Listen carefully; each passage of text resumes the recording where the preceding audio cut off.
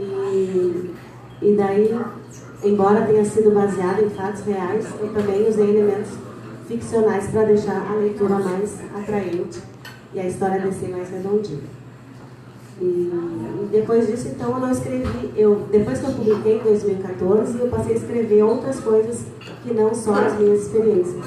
Eu passei a inventar também histórias. E depois desse primeiro, um ano depois, a Novo Século Editora fez a republicação. É a mesma história, mas não é o mesmo livro. Tem 100 páginas a mais. E depois a pedido das minhas filhas, para não dizer uma intimação, porque elas me viam envolvidas com o universo literário, né, com eventos literários, e eu sempre as via com o meu livro embaixo do braço, tentando ler o que eu tinha escrito. E um dia elas me intimaram: mãe, faz um livro para criança, faz um livro para que a gente possa ler. Aí, juntamente com elas foram me dando ideias, eu fui construindo a história da minha escolar. Esse foi o meu primeiro livro de literatura infantil, que é uma série, já tem os 2 próximos capítulos prontos, e eu fiz em homenagem a eles. Que não foi difícil para mim também, porque eu sou formada desde 97 na área da educação, então eu entendo bastante do universo infantil. E no próximo ano, em 2016, daí eu publiquei o meu segundo romance, no caso é o terceiro livro, que é baseado em fatos reais também. Tem parte das minhas memórias aqui, mas ele também é um pouco biográfico, porque eu conto a história do personagem principal, que é o Léo. E aí eu misturo com as minhas memórias, que eu também sou uma personagem nessa história. E a Raquel está na capa. Esse detalhe importante. A modelo da capa é minha querida amiga e colega Raquel Machado e o Marcelo. Os fofos, né?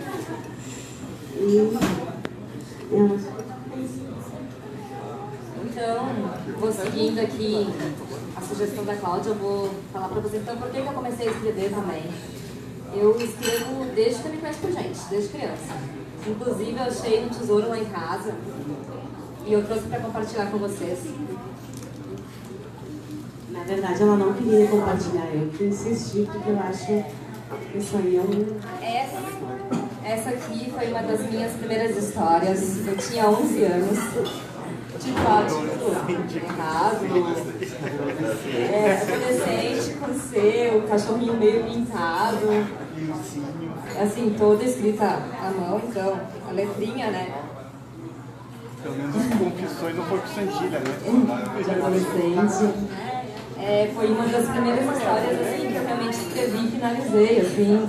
Mas faz muitos anos, né? Então, assim, eu tinha 12 anos nessa época. 12 anos nessa época. Então, eu escrevo desde que eu me conheço por gente mesmo. Aí, depois dessa, eu lembro que veio uma época da adolescência que a gente era apaixonada pelas boy bands, sabe? E daí eu comecei a fazer os fanfics, né? Que o pessoal fala. Então, eu tinha os fanfics com as boy bands, com as minhas amigas, a gente vivia histórias com eles, enfim. Mas eu sempre gostei de escrever, inventar minhas histórias também. Então, em paralelo a isso, eu sempre fui inventando. Inclusive, a Vingança Mortal, que foi o meu primeiro livro publicado, e eu escrevi ele com 15 anos. E eu vim publicar ele muito tempo depois, foi em 2014 que eu publiquei ele. Porque naquela época não tinha tanto sentido, era mais complicado publicar um livro, né? Não era que nem é hoje em dia. Claro que ele passou por uma revisão, mudei a ambientação, botei mais cenas, fiz uma trama um pouquinho mais bem elaborada, mas a ideia nasceu com 15 anos. Hoje eu tenho 33, então tem uma caminhada aí, né? E esse aqui, então, é o meu primeiro livro, Vingança Mortal, que é um suspense policial, é ambientado aqui em Lajeado Grande. E foi bem legal, assim, escrever ele. Inclusive, estive lá em Lajeado, em 2015, com o pessoal. Eles gostaram bastante, assim, ambientar lá na cidade deles.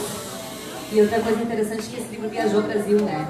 Então tinha gente lá de Mato Grosso pedindo: mas esse Lajeado deve ser muito legal, muito espetacular, eu quero conhecer o Lajeado, né? Isso foi bem interessante, assim, nessa carreira, né, que eu tô seguindo. Depois do Vingança, eu tive que dar uma parada, vários acontecimentos, eu acabei faculdade, casei, fiz um monte de coisa, e voltei realmente agora com tudo a partir do ano passado, em 2017, com antologias então. Então aqui deixa eu mostrar. Deixa eu ver, aí fica mais fácil.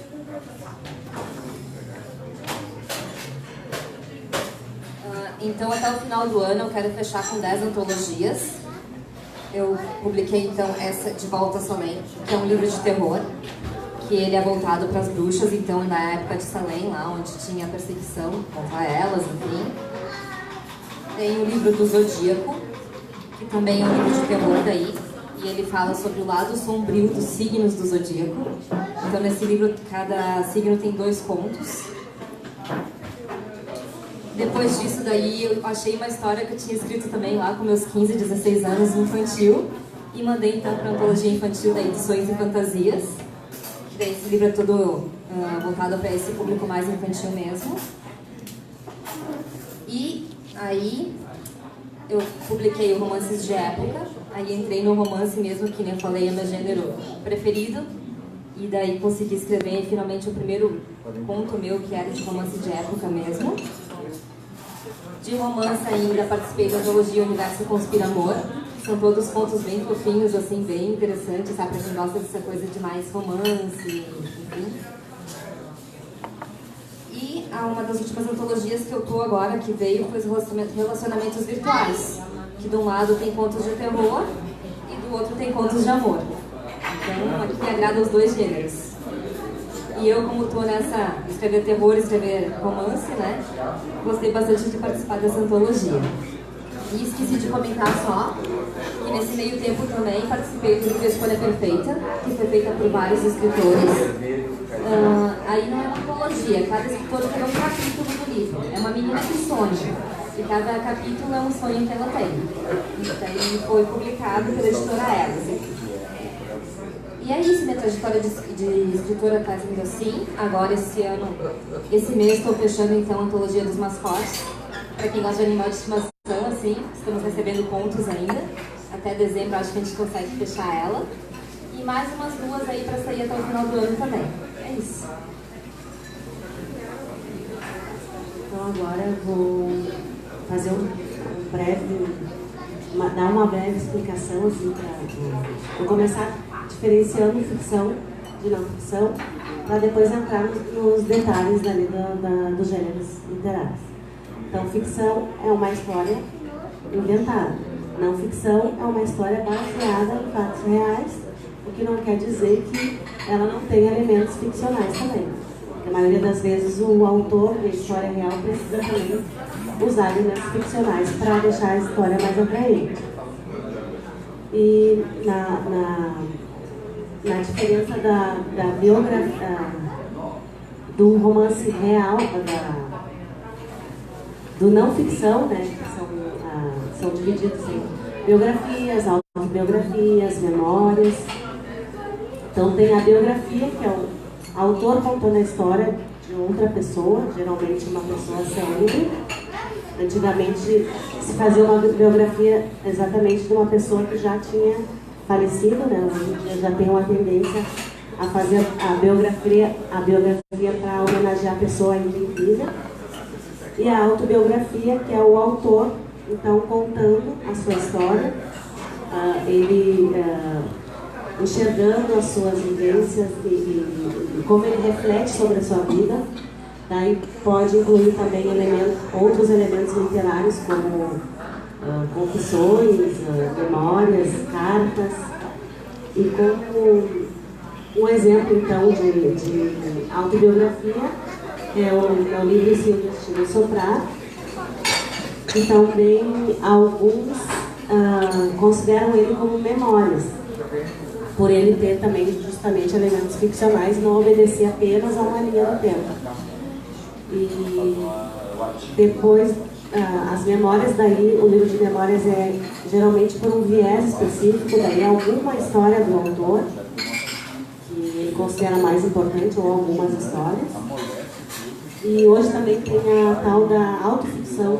Deixa eu ver falar. A autoficção também é um gênero que agora está bombando. Aí é o autor criando uma história Aí ele coloca o próprio nome no personagem principal, com a profissão dele, no local onde ele mora, então as pessoas confundem se é real ou se é ficção, né? Porque eu, Cláudia Hackbart, professora, escritora, moradora de Caxias do Sul, mas aí eu crio uma história e faço a minha personagem. E depois, trocado assunto, depois eu falo dos outros. Vamos ver, assim, vamos então falar um pouco sobre os subgêneros do romance agora, né? Eu vou falar especificamente então sobre chick lit e sick lit. O chick lit, então, para quem não conhece, é a literatura de mulherzinha, que o pessoal fala, sabe? Ela surgiu com muito preconceito. O pessoal falava, isso aqui não é livro de verdade e tal. E hoje, ela é atualmente muito expandida, muitas pessoas adoram, amam, eu amo isso, amo ler esse tipo de livro. E ela surgiu também com a Bridget Jones, com a Ellen Fielding, foi a precursora desse gênero. Foi ela que lançou então o Diário da Bridget Jones e aí surgiu o Chick lit, que hoje até é uma adaptação cinematográfica também. Tipo de autores internacionais desse gênero, nós temos vários. Temos a Ellen Fielding, então, nós temos a Lauren Weisberg, acho que é assim, que é a Mulher do Diabo Veste Prada, que eu amo esse filme, muito bom. Eu adoro assistir umas 500 mil vezes. Mai Cabot também, tem vários chick lits, tá? É uma super autora e hoje em dia disso. E o que eu gostaria de mostrar para vocês então é que a literatura nacional também tem chick lit e queria apresentar para vocês algumas autoras nacionais nesse gênero. Uma delas então, que eu gostei muito de ler, é a Tati Machado, do livro Poder Estrangeiro. A Tati foi muito interessante, ela lançou essa história dela no Wattpad e bombou, teve mais de 1 milhão de leitores. E depois eu consegui ir pro físico. E nessa história, então, a gente tem uma protagonista que é um pouquinho acima do peso e que ela vai mostrar todo esse empoderamento da mulher, sabe? Então é um chick lit bem engraçado. Isso é interessante falar do chick lit, que assim, a maioria dos protagonistas são mulheres mais velhas e elas sempre têm uma situação cotidiana assim, que elas têm que enfrentar. Por exemplo, eu ia casar, mas agora eu não vou ficar solteirona. Será que eu consigo seguir aquele regime ou não consigo? São situações assim que a gente consegue se identificar, sabe? Por isso que eu adoro assim, esse tipo de leitura. Além da Tati Machado, a gente tem uma super autora, hoje em dia, que é a Karina Ricci. E eu amo esse livro dela. Esse livro dela é um chick lit com toques de fantasia, tá? Porque o Perdida, ele fala de viagem no tempo. Então ele tem esse chick lit também, mas tem esse toque de fantasia. Karina Ricci hoje é uma super autora nacional aí. Assim, recomendo muito para quem quiser conhecer, adoro os livros dela. Inclusive, a Perdida foi vendido os direitos e está virando filme. E é uma autora que vale a pena ir atrás também para conhecer o trabalho dela. Aí, o chick lit são essas histórias mais leves, mais divertidas e seguem esse enredo. Ao contrário do chick lit, nós temos o sick lit, que foi o outro gênero que surgiu então. O sick lit são as histórias tipo A Culpa das Estrelas. São aquelas histórias que têm doenças terminais, onde as pessoas, os personagens, enfim, têm que lidar com esse tipo de situação. Em sick lit, então, nós temos aí A Culpa das Estrelas, acho que é o mais famoso, que foi o que bombou aí nesse gênero. Aí depois veio o Como Era Antes de Você, também, que é um filme muito lindo, livro também muito bom. E eu queria apresentar para vocês uma autora nacional também que eu sou super fã, que é a Ana Beatriz Brandão, e ela é O Garoto do Cachecol Vermelho. É um sick lit muito lindo. Ele vai contar a história de uma bailarina, que ela quer ser bailarina, e ela conhece esse rapaz. Só que essa protagonista ela é muito arrogante, ela não dá muita bola para as coisas na vida. E esse rapaz vai mudar o jeito que ela vê a vida. E infelizmente ele tem um problema muito grave. Eu não vou contar porque senão dá muito spoiler, né? E aí eles vão ter esse crescimento dos personagens.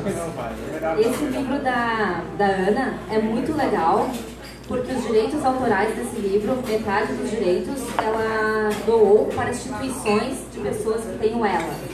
Então quem compra o livro está ajudando as pessoas dessas instituições.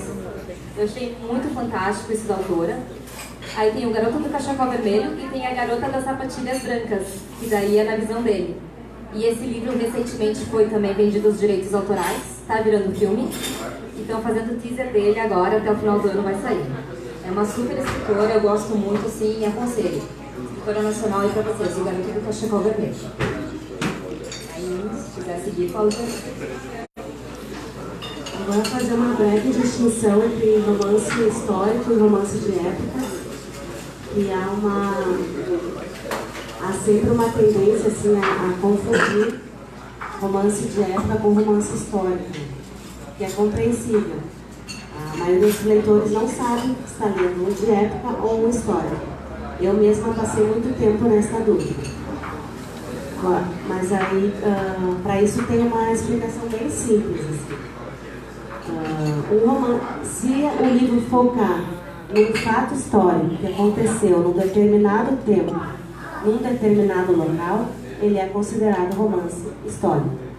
Agora, se o livro usar um fato histórico apenas como um pano de fundo para o desenrolar da trama, dando mais ênfase à história dos personagens, geralmente um romance entre o mocinho e a mocinha, aí ele é considerado um romance de época.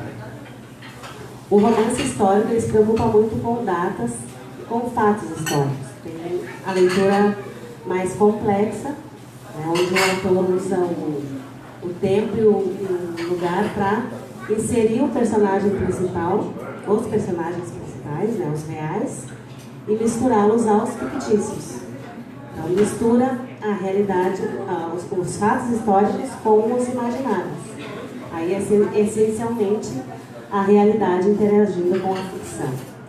Mas para esse tipo de romance, acredito que a maioria, ou até os melhores dos romances históricos, tem lá no final um epílogo, justamente para explicar para o leitor o que é um fato histórico comprovado através de pesquisa, de arquivos, de registros, o que é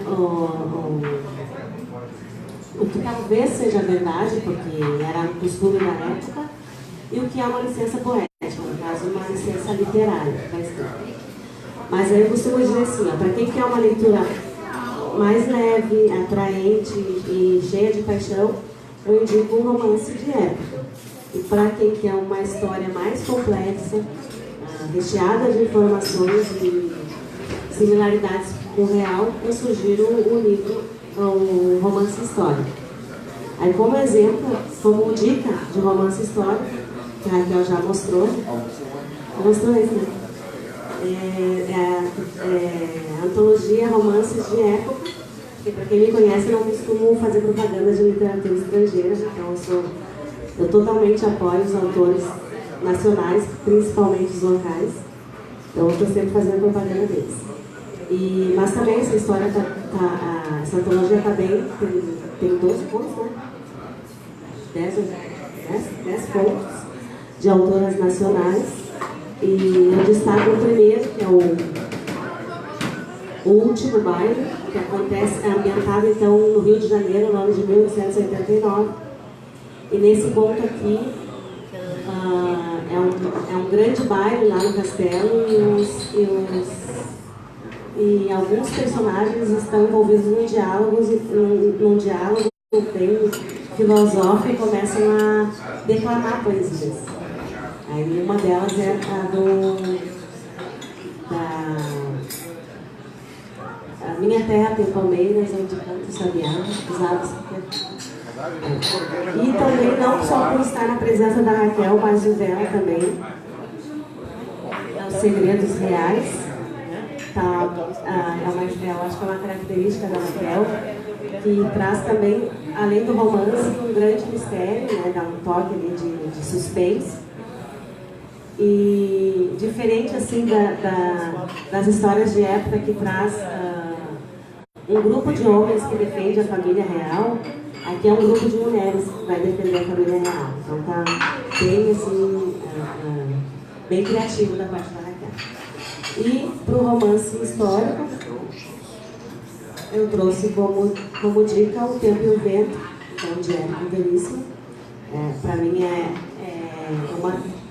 É a obra mais importante assim, da nossa literatura nacional, não só pelo número de páginas, como pela qualidade literária. Para quem conhece, esse aqui é o mais conhecido, né? Que é o Continente, o primeiro volume, mas ele, o Tempo e o Vento ele é formado por 7 volumes. É uma trilogia dividida em Continente, que são 2 livros, o Retrato, que são mais 2 livros, e o Arquipélago, que são 13 livros, então são 7 livros. A maioria dos leitores conhece o Continente, que é a história mais famosa da literatura. Está muito bem escrito, ele traz então a história de 200 anos, principalmente do povo gaúcho, desde a colonização até o Brasil imperial, até o Brasil rico, né? E passa mais no Rio Grande do Sul. Então ele traz toda a historiografia do Rio Grande do Sul, algumas guerras, como a Guerra Civil, a Guerra por Fronteira, o próprio conflito assim, entre as famílias por disputa de terras. Introduz também a Guerra dos Farrapos. Mas o mais interessante nessa obra são os personagens, são os memoráveis, né? Ana Terra e Ana Terra e o Pedro Missioneiro, que aí entra a história da miscigenação no Rio Grande do Sul, né? E esses dois deram... teve a neta deles, que é a Bibiana, que é descendente, então, que começou a outra família ali que retrata a história, que é os Terra Cambará, que a Bibiana, então, conhece o Capitão Rodrigo Cambará. E dali em diante são vários os personagens que vêm descendentes dessa família. E no Continente, então, eu destaco os personagens. No Retrato, que aí é o outro volume, aí já entra mais na história política do Brasil, na visão de hoje, né? Traz também a história do futebol, no Retrato, a história das artes, do cinema, a própria pintura. O nome Retrato já vem de uma pintura que um artista famoso na época fez do Rodrigo Terra Cambará, que é o descendente lá da Bibiana e do Capitão Rodrigo. E esse então é você que acabou acreditando que os elogios daquela obra eram a pessoa dele, a imagem dele. Mas na verdade era o artista que pintou, né? E depois entra então nas questões da política, as similaridades com a política de hoje, de um passar rasteira no outro para benefício próprio, até derramamento de sangue, se preciso for. Então toda essa hipocrisia que vem por trás da política já começa no Retrato. O Arquipélago, então, pega mais fundo ainda nessa questão política, e eu considero esse tipo de romance, de história, importante para a gente perceber o quanto o fato histórico influencia na sociedade. E também quanto a representação lá do passado ajuda a gente a compreender o presente. Então, sobre o romance histórico. Então, a gente gostaria de falar um pouquinho só mais sobre 2 gêneros bem importantes do romance aí, que é o romance hot. Esse gênero, o romance, assim, ele causa muito rebuliço, né? Romance hot, o que é? É aquele romance onde você vai ter uma história que vai ter muito sexo. Esse tipo de gênero, então, a gente tem cenas de sexo explícita, muitas vezes, e muitas autoras, elas usam vários pseudônimos para escrever esse tipo de livro também.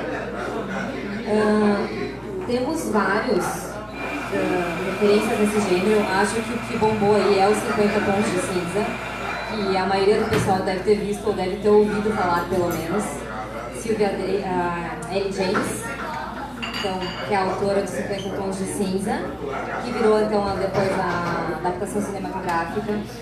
De referência internacional, temos outros também, tem Sylvia Day, tem a Bella André, tem várias outras autoras que surgiram depois, então, nesse tipo de gênero. E aqui, nacionalmente, também a gente tem muitas autoras que escrevem romance hot. Entre elas, Janaína Rico, Mila Vander.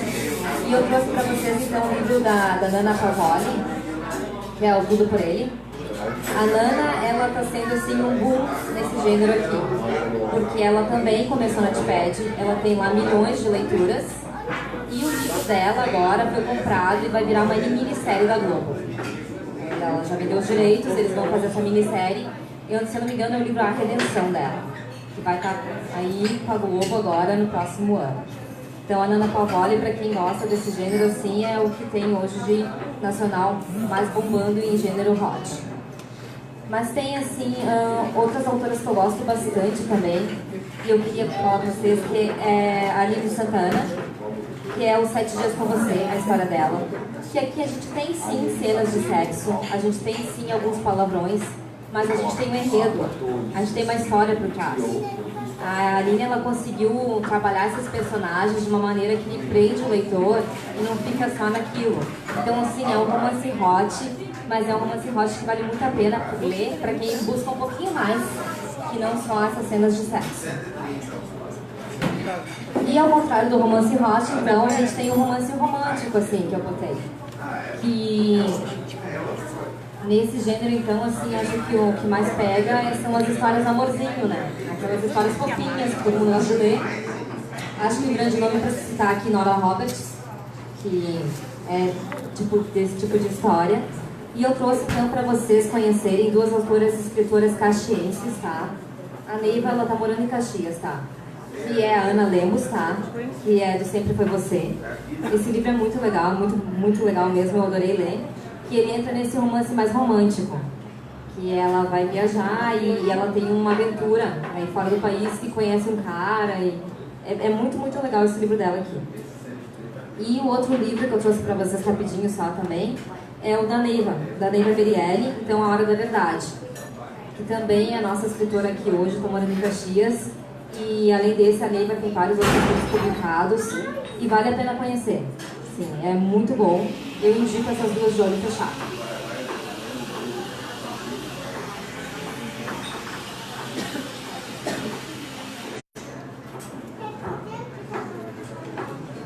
Alguém tem alguma pergunta agora?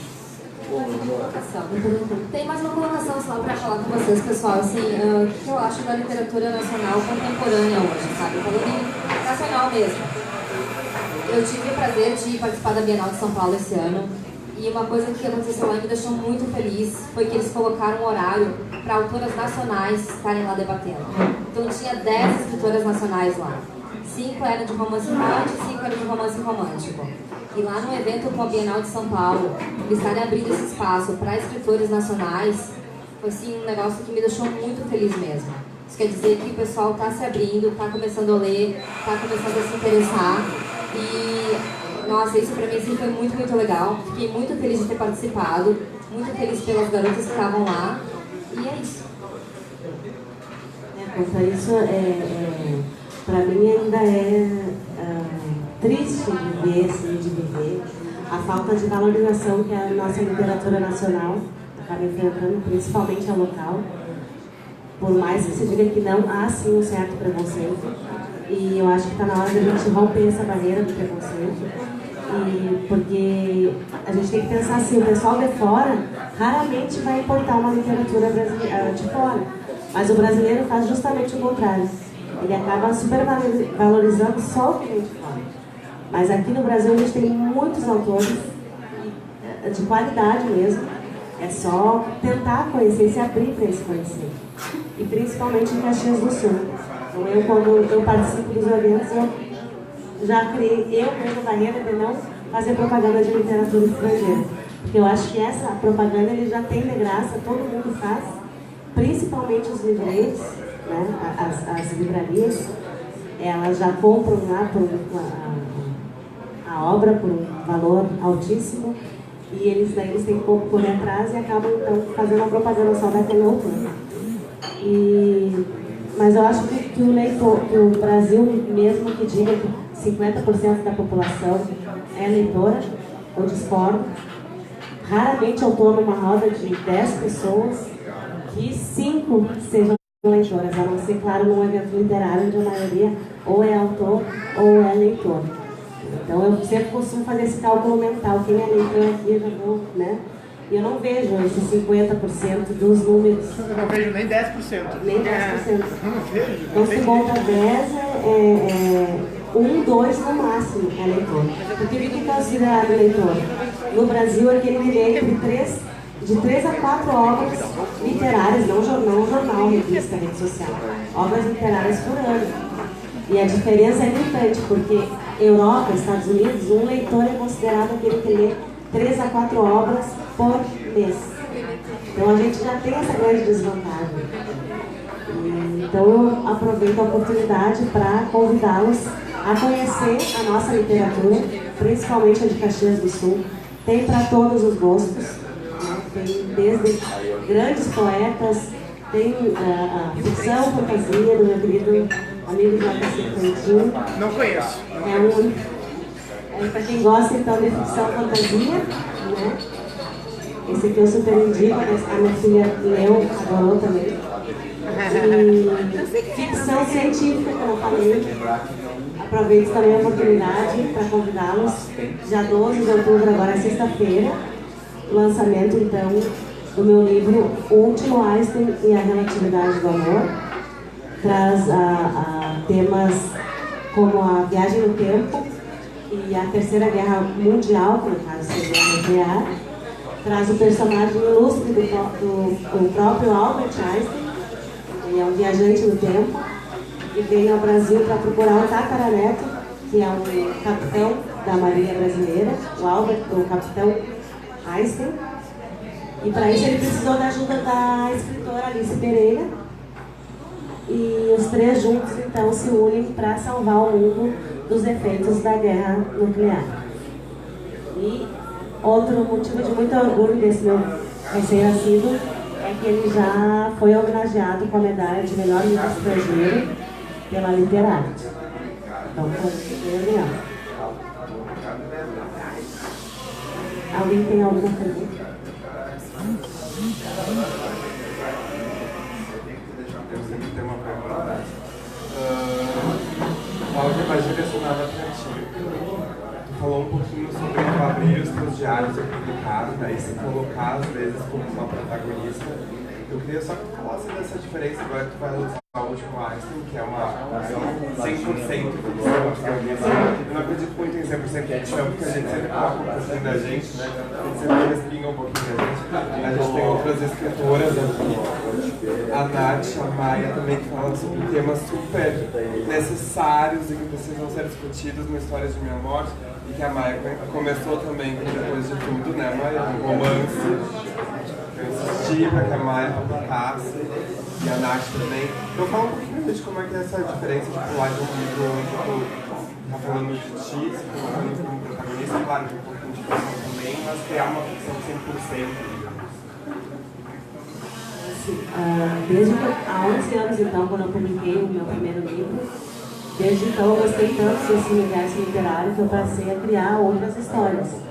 Então, paralelamente aos meus diários, a minha vida em família, a minha profissão de professora, eu comecei a criar vários arquivos de Word, em pastas, com histórias.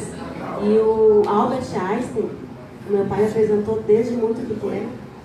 Então eu sempre desenvolvi um grande fascínio por ele, pelas ideias dele, pela ficção científica, pela física quântica, no caso que ele sabe. Teoria da relatividade, E igual a MC ao quadrado. Então esse universo sempre me fascinou bastante. E eu já escrevi alguns